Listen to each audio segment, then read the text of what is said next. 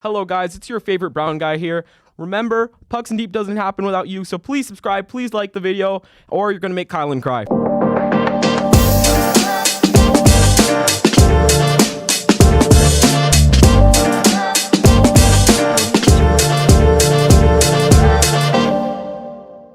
Alright guys, welcome back here. This is one of my extra segments here. I'm here with Deep basketball guy himself, MJ. You know, I'm not sure if it stands for Michael Jordan or anything, but, you know, come on, first round pick next year? Maybe. What we're looking at? Maybe. Got to get the knees right. I know, exactly, right?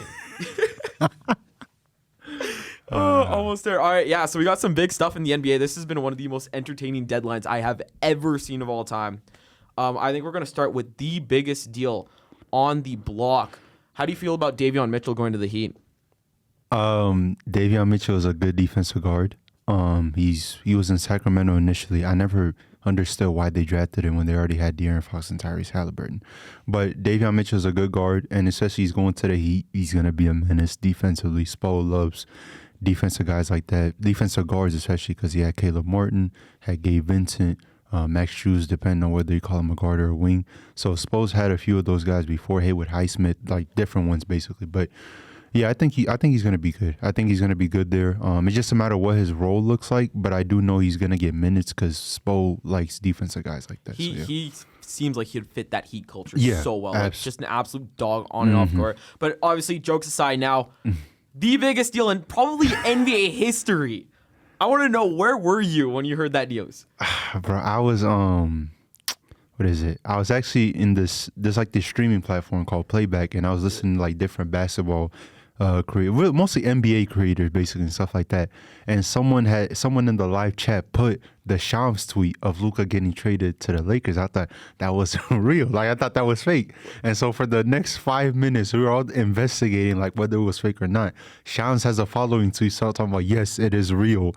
And then Bobby Marks tweeted something, and then that's when I knew it was real. It was when Chris Haynes tweeted it, and it pretty much like confirmed it. And I was just in shock because I was just like, it just doesn't make sense. Like, I've never seen a 25-year-old, one of the greatest offensive talents, like not just in the league right now, but in NBA history. Like, we're talking generational level talent here. Yes, one of the best playoff performers as well for his age, and he's not even in his prime. You don't do stuff like that. You don't. It's absolutely insane. I actually double checked the date to make sure it wasn't April Fool's, because that was just insane. Like, I remember just scrolling through YouTube and some random person's like, yeah, Luka to Lakers. I'm like, okay, so Lakers fans are delusional. They have how many photoshops of every single player? And it's like, okay, this is not real. I just search up Luka's name and you see the Shams tweet. I'm like, no way. Insane. No way. Also, Anthony Davis, too. Yeah. I'm a little shocked about that part, too.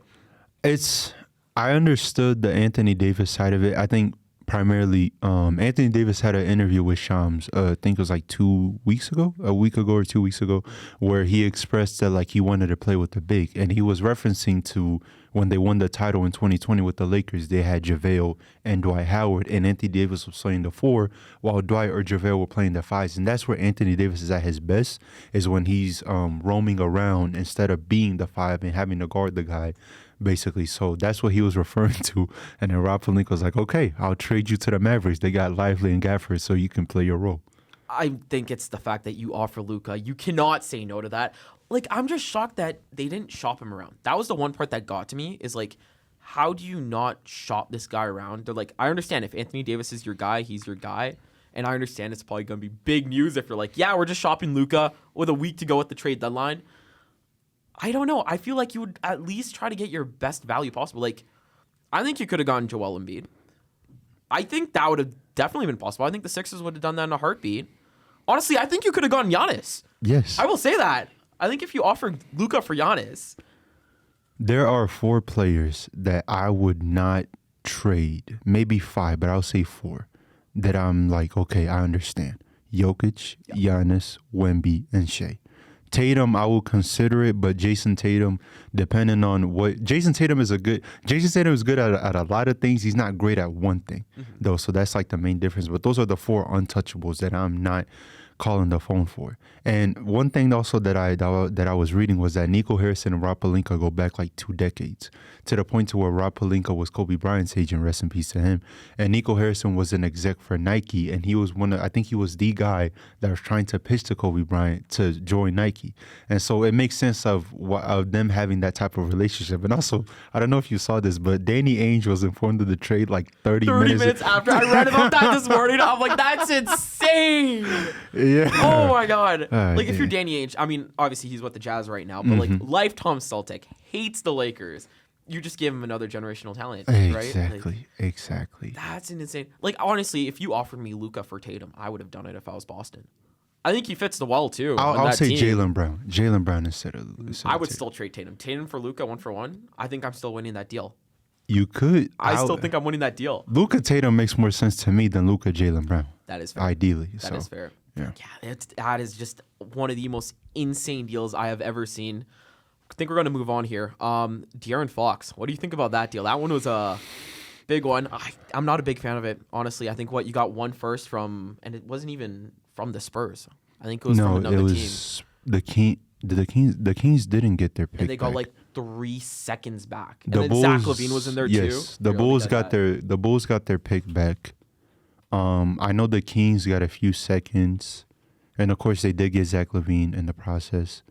And I know the funniest part, I wouldn't say the funniest part, but the most shocking part is Stephon Castle and Devin Vassell are still there. I'm shocked they pulled that off. And I'm like, to the Kings, it's like, the Kings, someone had this perfect description of the Kings, and they described it as the Chicago Bulls of the West, where it's like, you're not good enough to compete with OKC, but you're also not bad enough to compete with teams like Utah. Yeah. You're just right there in the middle, and that's the worst place to be. It's either you're rebuilding or you're competing for a playoff spot to eventually, hopefully, put yourself at a title shot like OKC is at right now. I mean, you're talking Chicago Bulls of the West. They got DeMar and Lavine back there, so same exact core almost.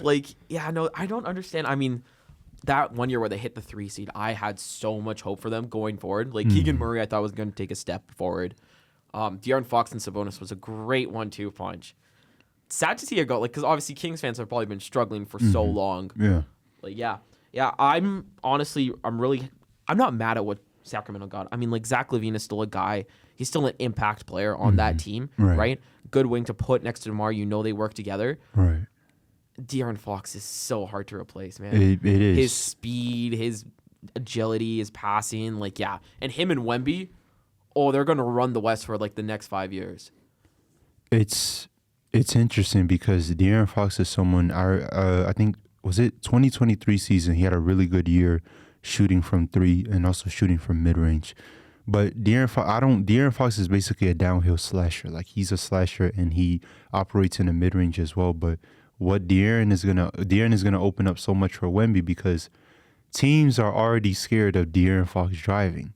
And imagine then Wemby driving to the basket, how much gravity that's going to attain for both of them. Yeah. In a sense, so if you double Fox, Wemby has a free roll to the basket. If you double Wemby, De'Aaron Fox has a free lane to the basket, and you can kick it out to either Castle, Vassell, Chris Paul, really to whoever. And so I think having someone like Fox, ideally, I like Trae Young a little bit better, because Trae Young will give you that type of floor spacing. That 3-point shooting on that team, holy smokes, that would have been insane. Yes, compared to De'Aaron, but I also like the De'Aaron fit, because like De'Aaron is gonna open up a lot for Wemby, basically. And also the best part about it, Chris Paul is there, so De'Aaron is gonna get a lot of just tidbits from Chris Paul, because Chris Paul's he's played with DeAndre Jordan, he's played with Clint Capella, he's played with rim rolling bigs, like, who know what they're doing in terms of like having a vertical threat like that. When you have a vertical threat like that, it just, the low man basically and stuff like that, for people who don't know, is like the people who are on both blocks of the basket, like the 2 closest people to the basket. Then one of them, not only do they have to worry about their man basically from the 3-point line, but they also have to worry about the big who's rolling. And so if they engage with the big, they can kick it out. If they don't engage with the big, that's a free, pretty much a layup or even a dunk for Wemby, basically. So it opens up a lot for them. And I think even like in the case that Stephon Castle doesn't work out, which I hope he does, you can trade him. People are going to like him. Stephon Castle has a lot of potential with his athleticism, what he already brings defensively. It's just more so his shot is mostly the issue right now. But again, that's something you can develop. I mean, first year so far, I'd say he's probably one of the Rookie of the Year candidates, I think, already. Yeah. I don't know that. Yeah, Rookie of the Year this year has been a little weird, I have to admit. I don't know if there's like really any clear-cut guy that's like, oh, he's him. Like Jared McCain kind of had it for a little bit. Yes, he did. He kind of did. He did. But again, injuries get in the way. Yeah. I mean, Dalton Connect could maybe move on, even with the deal today. I believe he's going to Charlotte for He is Mark going to Williams. Charlotte, So yeah. I can see him getting a lot more touches now too, right? Yeah. So yeah, I don't know. Who's your Rookie of the Year right now? My Rookie of the Year, I've been liking what I've been seeing from. See, if McCain wasn't hurt, I would have said McCain, but given because this rookie class it hasn't gotten a lot of attention as other rookie classes. I mean, most people can't even name the first overall pick, which is wild, right? Ricochet from Atlanta, but Atlanta's been, Atlanta. They've been middling and playing territory and stuff like that. But I would say really, it's Stephon Castle. I feel like I've heard a lot of good things about Stephon and how much he's looking at. I mean, that doesn't surprise me because he went to UConn. He was on that UConn team that won the championship that team was last stacked year. And Klingon too. Yes, and Klingon as well. He was on Portland, right? If I'm not wrong. Klingon is going to be like their next big. I don't think Ayton's going to stay there long term. Yeah. Robert Williams could get moved at any point, but I would say he was actually named Rookie of the Month basically for January. So yeah, Stephon Castle, I think. Right now, he's leading that race, but it's just I wish I knew more about the rookies, but it's just like this one, if this was a Zion draft or this was like a Trae Young draft, we would have known by now, but it's just like this one isn't getting as much pop. Also, Khalil Ware, yes, the big man for the Miami Heat. He's actually the favorite right now. Yes, Bam has been needing a big, and they finally got one. But I heard he can space the floor, someone who can rebound, someone who can take on the assignment of a Jokic, of an Embiid, of a Brook Lopez, whatever, Jared Allen, whatever bigs you need to guard. So Khalil Ware has been good, but I've been hearing really good things about Stephon Castle, really good things. He's going to be special. Yeah. I mean, I'm a little worried though, because now this kind of there's a lot of guards on that team. Obviously, I think Chris Paul's gone after a little bit, but can he play off the ball? Right, that's the biggest question. Again, I think Fox is an on-the-ball guy. He's not really an off-the-ball guy, right? He's your bring-the-ball-down type point guard. Okay, so let me ask you this. Yep. Do you think that they can develop? Because one thing that the Spurs really do well, especially dating back to the Tim Duncan and stuff like that, every player on that, Greg Popovich had a simple rule. If you're not dribbling the air out the ball, either you're passing or you're cutting. Mm-hmm. So I think because I think the plan for them has been to actually make Stephon Castle a point guard. So I think what could happen is that maybe they could then influence De'Aaron to play more off ball because with Stephon Castle as a point guard, we will see how that looks. Yeah. We'll see how that looks. But I would assume that's one of their plans is because De'Aaron's been in a system where primarily he was with Sabonis and it was just them two, he had to do a lot of the ball handling responsibilities, basically just like with Sabonis, as opposed to a team like the Spurs. It's maybe let's get him to play with off ball. Maybe let's get him to screen more. Maybe let's get him to cut more. Yeah. Basically, find ways to get him easier shots, basically, which is why they eventually want Stephon Castle to be that point guard. Imagine De'Aaron Fox shooting development, because he's at the point now to where he's getting older and he's about to enter his prime. So what you're getting right now is what you're getting. You have one outlier season where he shot the ball really well, but that hasn't been him consistently. But you have something there to where it's he's not going to be disengaged off the ball, basically. Because I feel like it's always easier for you to, when you're on the ball, of course you're gonna want to do things and stuff like that. But off ball, what are you doing? Are you contributing to something? Are you screening for somebody? Are you cutting? Are you making sure that those open spaces that are there, are they closed up in a sense? Because floor balance is very important in basketball. Mm-hmm. If you don't know where you're at, then it can mess up to a turnover. Someone can be in the wrong spot. Who was the team the Lakers with Westbrook, the 2022 Lakers? Oh yeah, that's the perfect example of how spacing just doesn't work. That team was never going to work. Westbrook and LeBron played pretty much around the same style, except LeBron is just greater at what he does in Russ. So. You know what? I can see De'Aaron Fox going off the ball. It'll be interesting to see how it works. But again, for that price, I will take my risk, right? Yeah. Like 2 years on contract too, right? He still has a year after this, and he wants to be a Spur. So makes a lot of sense there. I think we're going to talk about one of the more shocking trades that went a little bit under the radar today. Brandon Ingram going to the Raptors. Now I'm a big Raptors fan. I want to know what you think about that deal. Okay. You want me to be like really honest? Be completely honest. Okay. I think Brandon Ingram's a good player.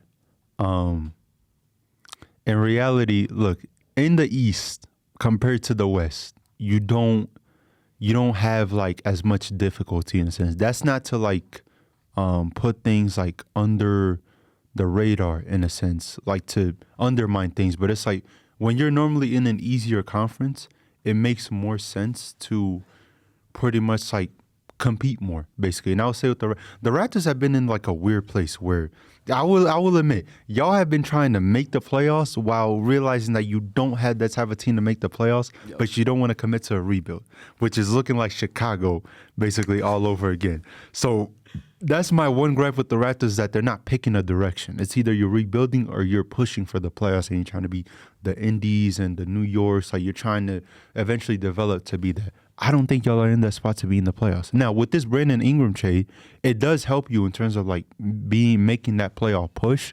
But then it's just kind of like I'm expecting a jump from RJ Barrett. And RJ Barrett's been good this year too, sneakily good. I'm expecting a jump from Scotty. I'm expecting Brandon Ingram to be willing, because he is willing to take more threes. Like I'm expecting him to take that jump from an offensive perspective. And you still got Jakob. You still got I like Jamal Shed too. He was Houston Cougar. He's a dog, man. I love Jamal. I'm a Houston Cougar fan, so I was watching him in his last year. But he's a winner everywhere he goes, man. Yes. That guy can win. Yeah. Yes. I'm so excited for him. Yes. It's a weird direction. I understand it, but it's weird. It's weird. Like I understand the move, but it's just kind of like okay, you make this move, Brandon, and now you know you're gonna have to pay Brandon Ingram. He's looking for a contract, but it's just kind of like, what does this really do? Like, because Boston, we'll say Boston and Cleveland are in a tier of their own, 100%. right? Like we know what they are. New York is in that second tier of teams. Philly, when healthy, they haven't been healthy, but when healthy, Philly could be in those categories. Now there's Indiana, then there's Miami. Then there's Detroit. Detroit's been really completely forgetting about Giannis in Milwaukee. Yeah, right? Man, Giannis in Milwaukee. Guys, I love Giannis in Milwaukee, but it's the team around Giannis that just isn't as good. So that they fall in that bubble also as well. So because I think New York has a better roster than Milwaukee, but okay. Yeah, no, they do. They do. Yeah. They I do. guess on depth wise, yes. Yeah, but if we're talking star power, yeah, I'm really shocked Dame and Giannis didn't click together as well as I thought they would. Like people were talking about modern day Kobe and Shaq with those two. Yeah, it's Adrian Griffin. Yeah, Giannis, not to move off it, but like Giannis is not a great decision. Like Giannis it was reported around that time, like a few years ago, before Nick Nurse got hired to the Sixers, he was actually interested in the Milwaukee Bucks job. Giannis said no, and they instead pivoted to go to Adrian. I don't know if he said completely no, but he was like against Nick Nurse coming here, going to Milwaukee. And so they instead went to Adrian Griffin. He had the 30-13 record and stuff like that. People look at the record and say, why did he get fired and stuff like that? I'm like, the record does not implicate like the Bucks were just not a good team. He didn't know how to handle Dame's minutes. And also another key thing, Terry Stotts was on that coaching staff and he coached Dame, I think, his whole time that he was in Portland, and he was let go. Yeah. So I think that was something that also played a factor into it, is that you're not going to fire Terry Stotts. Like he knows Dame. Like he knows what you need to do for Dame, like how to get him in those spots. But yeah, with Dame and Giannis, I mean, Giannis got to be a better screener as well. Like Giannis, it's I don't blame him though, because he's never played with a guy like Dame. Like no disrespect to Chris Middleton, but like Dame just offers like a different dimension to his game that's going to open it up for the both of them. So yeah, I'm really sad that didn't click as well as I thought it was, because let's just say I really hate the Celtics here, but. Talking back about Brandon Ingram, I was really shocked this morning when I knew we were interested in him, but I'm like, okay, Masai is interested in every single player. He was interested in Giannis. He was interested in KD. He's a guy that checks the market.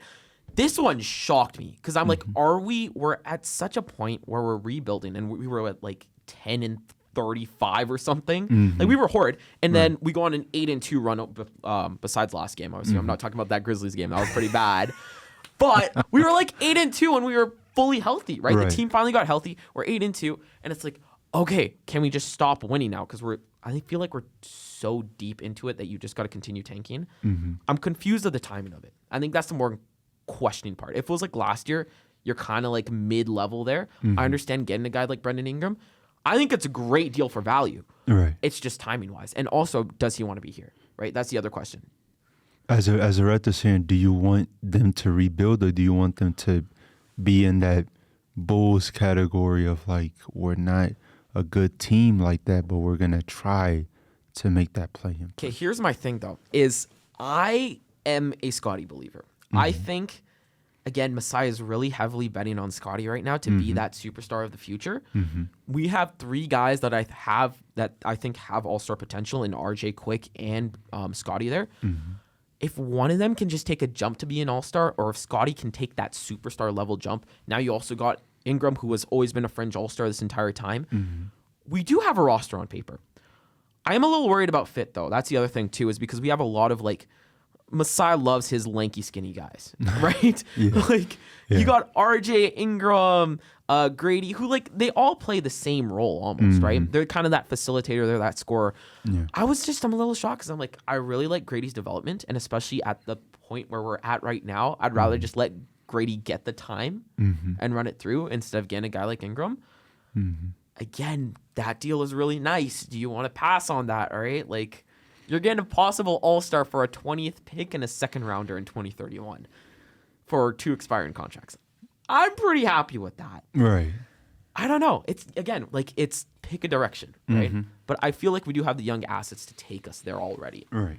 But again, if Cooper Flag's available, you get Cooper Flag. Yeah. He's going to be insane, right? No question. No question. I think Ace Bailey is another guy I'm looking at. He seems pretty good. Yeah. I want a center, obviously. Yeah. Because I don't think Yak fits our timeline. So Yeah, he's older, and I assume he would be moved by now, but he's still on the roster. So yeah. Well, at the beginning of the season, I was very pro trade him. Like, get him out, get a first round pick. Let's call it a day, clean slate. The way he's been playing with this team, the way he gels with this team, I might want to re-sign him. Again, though, now we got Ingram as an expiring contract. He's probably gonna want 40. I just hope that Yak doesn't leave like for free. I'm actually just refreshing this all right now because we just got James Wiseman too somehow. Okay, that makes sense. So then, for the future, you can move off of Jakob, basically. And now, like I said, this type of move is like, okay, we're going young and we're gonna get as much as we can for Jakob. Because I'm assuming that Masai, of course, Masai's been hearing calls about Jakob, but he doesn't like anything that teams are giving him. This type of trade, okay, and so what is Wiseman going to be in the future? Is he just going to be sitting there? Or are you actually going to do something with him? That's also the other question. mean, I hope we do something. He had a lot of potential coming out of the draft. I thought he was really going to be that future for the Warriors, too. Right. Obviously, it didn't work out. Injuries get the best of him. Again, it's a low-risk, high-reward prospect, I think, again. Yeah. Right? Another, like, Davion type guy that we just take a flyer on. Yeah, see what happens. I don't think we even give a pick. I think it was just straight cash. So Yeah. I'm really not mad about that deal. I think we're going to wrap it up with another big deal. The Warriors getting Jimmy Butler. Now, before we talk here, KD rumors have been everywhere. And apparently there was a rumor where KD was supposed to go to the Warriors and Jimmy was supposed to go to the Suns. What do you think about that? I know it's not happening now. KD shut it down because he probably doesn't want to get punched by Draymond Green again. But actually, I was Jordan Poole, right? But they had some beef. I don't know. Either way. Draymond just has a great, like, he's the greatest teammate pisser offer of all time. Like, he just knows how to get people to leave town. And he's somehow still there. I thought Clay would be there, Warrior longer than Draymond. You know why Draymond's still there. You know why he's still there. Yeah, he's a leader. Yeah. And if they try to trade Draymond, guess what's going to happen if... Yeah, exactly. Yeah. I mean, look, Jimmy's made it very clear. He's been looking for his last deal, and, he got it. He got it, so... Actually, before you start, how crazy it is we got, like, 4 All-Star traded before Jimmy Butler got traded. Luka got traded before Jimmy. And Jimmy went on his full diva streak and everything, too. Did, that was insane. Even Anthony Davis, if you told me Anthony Davis would get traded before Jamie, I'd call you delusional. But it's Pat Riley though, so it's like Pat Riley wanted to. Yeah, I guess he's Pat a little bit of a hard ass, but like, yeah, he's Pat Riley. It's just still shocking to me. It is because you should not wait that long. I'm sorry, and the Heat have taken the brunt of it too. Because Jimmy's just been, I don't want to say diva, but he knows his way. He knows how to get out of town really quickly. At least it's not a Timberwolves situation where he like bullied everyone. Yes. Took the third stringers. That's still one of the funniest things I've ever heard. That's a legendary story. Yeah, that's a legendary story in my eyes. Like, but now Jimmy is gonna be one of the. I think he's either gonna be the highest paid player or he's gonna be the second highest. He's gonna get paid pretty much $60 million for these next 2 years. Listen, I mean, you get someone like Jimmy Butler. We know this isn't really a regular season move. Well, technically it is a regular season move because I think the Warriors are in the play-in race right now. So they're in the play-in race right now. So they're not really going to make, this is really, of course, play-in and then hopefully playoffs is what they're gunning for and what they're aiming for. But I do like Jimmy. I do worry about the fit from a shooting standpoint. I get it. You do have Buddy Hield and stuff like that, but it's just like, okay, you have Jimmy, Draymond, Trace Jackson-Davis, 3 non-shooters with Steph. Whoever starts at that 2 spot is going to be very interesting for me because you have GP2. You can add him for defense. You can add Buddy Hield. I don't think they're starting a backcourt with Pajinski and Steph, especially defensively. Yeah. That's just listen, I love Jimmy and I love Draymond, but this isn't 2019 for Jimmy and this isn't 2016 for Draymond, who was one of the best defenders during that time. So, and still lost a 3-point contest to Kevin Hart though. Yeah. I remember that. Hey, shout out to Kevin Hart though. He's low-key kind of a hooper. Oh yeah. Greatest 5'4" hooper of all time. Yeah. That's why you got all them All-Star MVPs too. That's why you got all of them. And also Trace Jackson-Davis. I like him. He's just younger. He's on the younger side. But the biggest thing also, they kept Kuminga. But I think also the fact that Kuminga was hurt also played a factor into it. But I like it. Listen, we'll see what happens. But I don't my expectation for them doesn't really change because it's like you look at in the West, like who are you better than really? Like there's like very few. There's like a lot of teams that you would really take over the Warriors, and it's mostly because your 3 players are holding up like your salary. I think over 90% of your salary. Steph's getting paid $59 million. Jimmy Butler's gonna get paid $60 million. And I know Draymond's still getting paid like $25 million. He's got a big contract. He's got a big contract as well. So, and because of the second apron, like teams are pretty much scared they're trying to not reach that level threshold with the new CBA now. Thanks CJ McCollum and Grant Williams for that. But pretty much I just don't like. It's a good move. But it's just like, where do you see them? Like, it doesn't change my perspective on them, which they've been a team that's been struggling, and Steph's been struggling as well recently. These last few games, he's been putting up some tour dates. He has been putting up some tour dates, and also they lost to the Jazz yesterday too. Yeah, I was insane. They lost to the Jazz yesterday, and I'm just like, I understand. You might not have your whole roster, but I'm like, it's the Jazz. Like, they're not looking to win really anytime soon with the direction that they're picking, but. Yeah, it's a good move, but like we'll see, because it's like it's different if they were like a 4 seed or a 5 seed. Oh, this is a good move to make. They're in the play-in race. Yeah, like you're in the play-in race. So, but the West is so unpredictable that like you don't know. Like you could be sitting at 4 for like a week from now, and then 2 weeks later you could be in the play-in. Like the Mavericks are the 11 seed, and let's be honest, there's a chance they can make it to the finals, right? Like that's insane. Even Spurs are 12th. I can see them going to the conference finals. I know it's a little bit of a stretch, but like, it is, yeah. Honestly, let's be honest. Wemby has been playing incredibly with Fox too. I can see that team maybe ruffling a few feathers. If they don't make the playoffs this year, then next year they'll be there. Wemby will make the playoffs next year. So, to wrap this up, I want your biggest winner and loser of the trade deadline. Biggest loser. I mean, we can just like, hey, I'm gonna look into the camera. We can say this right here. It's the Mavericks. Like we don't have to waste our time with this. Like you traded Luka Doncic. Like I don't care. Like Nico Harrison's talking about defense wins championships. He's doing this. He's doing that. Now, granted, he technically did get the best player available because, like I said, we talked about the big four players and we also talked about other guys and stuff like that. Technically speaking, Anthony Davis was like the best player that you could really get, but you could have gone in a whole different, technically, because I don't assume the Celtics are going to trade Tatum. I don't assume the Suns or stuff like it's pretty much that, but I'm just like, you could have gotten more.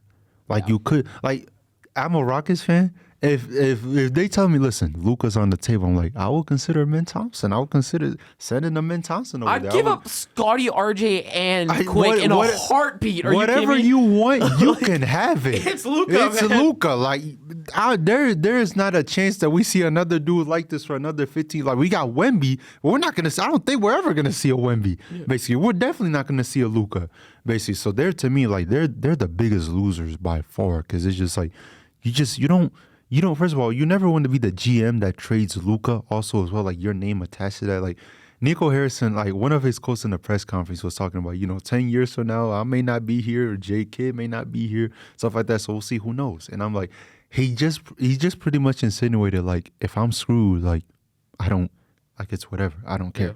And there's this little. He's talking about 10 years. He's going to be gone in 10 days, man. He's got that 10-day contract now. He might be gone within the next 2-3 years. I can't, like, because he's talking about their window is now, basically. Like, the window's now with AD. He might be gone during that time, too.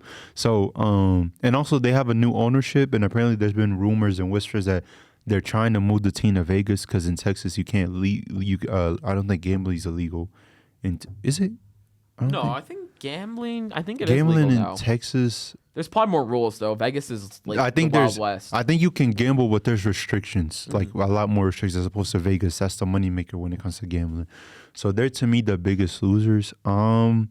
Biggest winners, of course, you gotta say the Lakers for getting Luka Doncic. I will never in a situation will you not be a winner when you get Luka Doncic. That's just. You're talking about the greatest luck ever. The talent that he is, he's not even in his prime, and he could still get better. Like, he could still get better. Like, it's little things like that. And also, I would say the biggest thing is he's with LeBron now, and we know what LeBron does in terms of taking care of his body and stuff like that. You have someone like Luka there. LeBron can give him the 10 bits. Like, he can, because the 270 thing. Listen, I think I said this a few times. Luka could be smoking 5 cigarettes a day, drinking 5 beers a day. He could be eating In-N-Out or Whataburger. That's like some of the spots there in Texas and stuff like that. I could care less, because you know what? He's averaging a 20, 28, 8 and 8. He's giving you that on a daily basis. Dude could end up being like Dave Blunts or something. But if he's putting up 33, 9 and 9, like, it doesn't matter. I do not care. It doesn't matter. Like, it does not matter. Like, it doesn't. So that's one of the winners. I will say the Spurs as well for getting De'Aaron. They're also the winner in my eyes.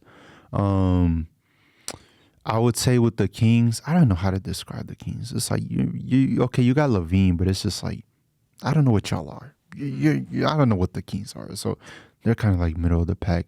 I'm trying to remember some of the moves right now. I did see that DeAndre Hunter got traded to the Cavs. I think the Cavs are a sneaky winner there. I do like Hunter, someone who can space the floor, someone who can defend as well. And also, I've been hearing he been creating a little bit, shot creation, begin creating off the dribble a little bit. So that could open up a lot for them when you're attacking Darius Garland. When Donovan Mitchell and Darius Garland, the defense's attention is on them. Hunter could attack closeouts as well. Great front court too. So right? You can. I mean, Hunter, Allen, Mobley. Hey, Boston, okay. Now I see what Cleveland's doing. I like it. Because Niang is cool, but like Niang is not, he's not going to do nothing for you defensively. And LeVert is very streaky as a scorer, so that's also the other thing. But yeah, I'd say the Kings, the Lakers, the Cavs. What are some of the other moves that were made? Because I'm trying to remember them right now. You got the Brandon Ingram deal. Got the Brandon Ingram deal. You got the Butler deal. There. Marcus Smart just got traded to the Wizards. Oh, you got traded to the Wizards? Marcus Smart for the Wizards. That makes sense because he's just been sitting there. He hasn't really been playing, so that kind of makes sense. Because I know there's been more moves recently. That's really it, right? Yeah, I think that's it. Schroeder to the Pistons. Huge win. Oh, modern day slavery is what Dennis Schroeder compared it to. If you just search up Dennis Schroeder. Just Dennis Schroeder slavery, something like that. I don't know. He said some wild stuff. I seen also Bogdanovich was also moved to the Clippers. Yeah, for I see this. who's the other one? Bones Highland. Man, Rose Island. I like that move for the Clippers. I think you get someone who can come off the bench for you because I'm assuming I don't know if Bogdanovich is starting, but like for Atlanta, he's been coming off the bench and giving them 15, 20. Sometimes y'all games will give you 25 or 30. So I'm assuming that this is for them. Coming off the bench, you have a little spark plug and stuff like that. Because Terrence Mann is okay, but like Terrence Mann, he got paid and he hasn't looked great. Bones Highland, I'm assuming he's just been sitting there. So. Yeah, this is a good move, but yeah, I'll say the definite losers are the Mavericks. The winners to me are the Lakers, the Spurs, the Cavs can fit in that category as well. But I feel like in a sense, like there's just like one winner and one loser, and it's really just the Luka trade. Yeah. Like you have other teams who did stuff, but I feel like. That's what my mind always goes to. It's like if someone asks you, like, okay, so who won and lost in the trade deadline? I'm like, it's the Luka trade. Like, that's the really like the most major thing. But there are a few moves under the radar that you could say they lost here, they won here. Like, I'll say the losers as well. The Suns. The Suns are losers in my eyes. Like they started off good in the season, then KD got hurt, started struggling a little bit. He came back, but then Devin Booker got hurt. And I don't know, I think Beal missed a few games also as well and stuff like that. So those three have been, they're healthier. They're healthy now, but they haven't been as good. And also, I don't blame it because, we're far from the super team era anymore. This is like the duo era that we're in, basically, again, to where it's like a super team is great, but it's like if you don't win, it's going to look really bad. And like I said, Bradley Beal is getting paid over 45 to 50 million, I think. Yeah, he's around like 44, 45 now. It's insane. Kevin Durant's getting paid over 35. I ain't going to say also nothing about KD. He deserves to get that type of money. But it's like, it's relative to the fact that because you have a super team, you're taking a big gamble and hoping that like, okay, we have to win a championship or else this is a failure. They got swept by the Timberwolves last year. They got beat by the Nuggets, I think, the year before. So it's like, you're not doing anything. And now I'm a Rockets fan. We actually have a few of their picks basically and stuff like that. So pretty much with them not doing anything, that pick could turn out to be very valuable as well in the process. And so I'm sure that their owner is looking at it as like, you know what?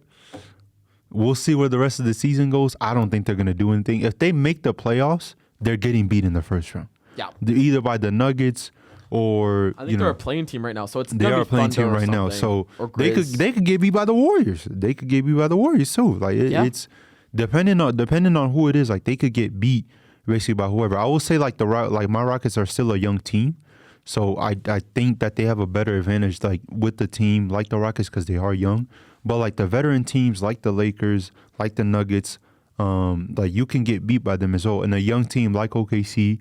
Also, they might not even make the playoffs. It's Warriors and Spurs are behind you. If you think about it, if you look at the 7 through 10 right now, for the people who can't see it, the Timberwolves are 7, the Mavericks are 8, the Kings are 9, and the Suns are 10, and the Warriors are 11, and the Spurs are 12. If you think about it, one of whatchamacallit, 1, 2, 3, 4, 5, 6, 2 of those teams are not. No, 4 of those teams are not making the playoffs. Like 4, Anthony Edwards may not make the playoffs. Kyrie and AD may not make the playoffs. No Curry, no KD, no Jimmy Butler, with Zach Lavine. Like when I do assume that like the Spurs are gonna try to get in that category, but if they don't, it's okay. You're ahead of the curve, and also Wemby, he started out the season really well. He's slowed down a little bit, but that's also because he's taking a crazy amount of threes. Like he's taking a crazy amount of threes this year. But if Wemby misses the playoffs, you're not worried as a Spurs fan because you know that next year you get Fox, you get depending on what happens with Popovich and stuff like that, but you get De'Aaron Fox under that Spurs system. Maybe let's say we don't know what's going to happen with Chris Paul, but like for now you have a mentor there. You're going to have someone to guide both him and Wemby. So I would say this year, if they do make the play-in, that's a winner in a sense, but if you don't make it, that's fine because the development of Wemby is most important. But next year is when they're going to make that jump. But yeah, the West is insane. The West, and also something that's not being talked about, the Trailblazers have been winning games. I think they've been like 8 of the last 10 or 9 of the last 10. Yeah. and stuff like that. They've been on a winning streak right now. Shaden, Scoot, they've been also Scoot's been playing a lot better. Also, as well, can't forget about Anthony Simons. He's really underrated. But yeah, the West is insane. It's just through the trade deadline, I learned a lot of things. I never thought in one day, Ali, that Luka Doncic will be getting traded.